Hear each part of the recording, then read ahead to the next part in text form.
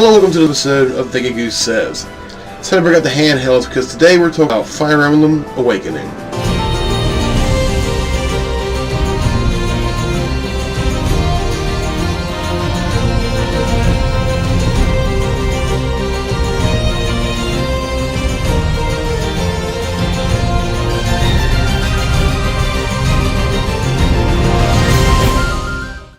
This game does something that no other Fire Emblem game in the past has done, and that is connecting the series.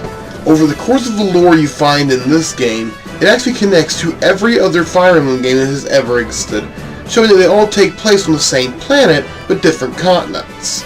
It's really nice to see a series have this kind of community locked together. You see how each game fits into the series, and it makes you wonder how many of the villains from each particular entry are actually connected. It also means you can see crossover Fire Emblem games in the future. On top of that, this is also technically a sequel to one of my favorite Fire Emblem games, Fire Emblem Shadow Dragon, for the DS a few years ago. In this game, you play as, not necessarily as these people, but alongside Marth's descendants. Now, as good as the game is, there are a few negatives, so we're going to start with those and then move on to the good. First and foremost, the opening spoils two major plot twists of the game later on. Who your villain is, and who ultimately is going to turn the group. It's literally the first cutscene. And what's annoying about that is the fact that they still play up the mystery of these two events throughout the game, even though you, the gamer, already know what's going to happen. It's not necessarily a big deal, but it doesn't need to be brought up, and it's just disappointing to see what were pretty good twists, if you didn't know about it, ruined by just bad storytelling. Now, I only have two other negatives when it comes to this game. The next being the voice acting.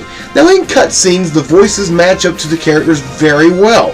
However, outside of cutscenes, dialogue is pretty much just random, never matching what is actually written on the screen as the character's text.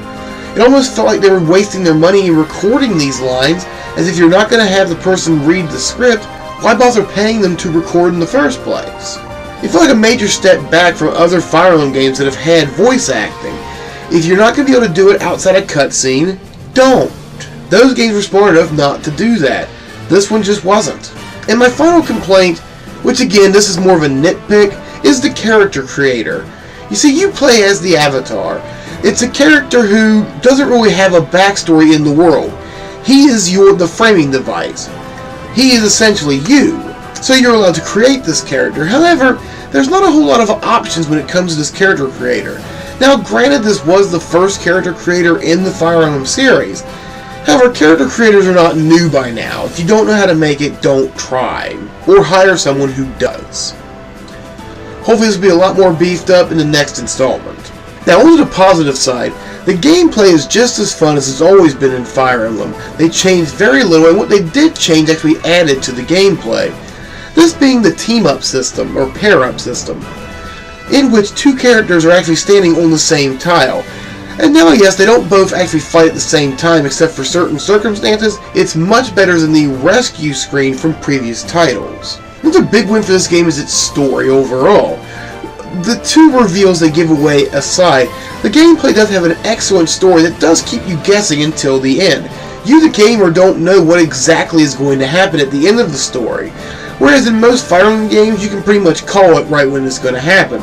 This one actually does take a lot more effort in making sure the story isn't as great as other stories. On top of that, the characters that they create in this game are more well-rounded and three-dimensional. You believe these are real people and not just caricatures. Now, the support system in this game is used differently than in previous titles. In this game, if you have a man and a woman who have supported enough, they'll end up hooking up and having a child. Now, this child ends up coming back to the present from the future, and it becomes a playable character. This allows you to diversify your team, as different characters will have different supports in each playthrough. This seriously adds to the replay value. Now, the last thing I want to bring up before we get to the final verdict is downloadable content. This is one of the first Nintendo games to have downloadable content, and they went way overboard. I felt like they were giving you very little value for what they were charging. It just felt like a cheap way to get more money out of the Fire Emblem game that just wasn't necessary. And I feel like it needs to be brought up as people don't like bad practices with DLC.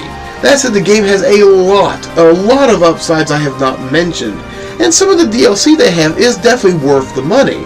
However, the vast majority of it just feels like a way to get another $6 upon $6 upon $6. In fact, if you bought all the DLC, you would actually spend more than the game itself is. But again, that's downloadable content. It doesn't really have anything to do with the game proper, it just needs to be mentioned. Now let's get on to the final verdict.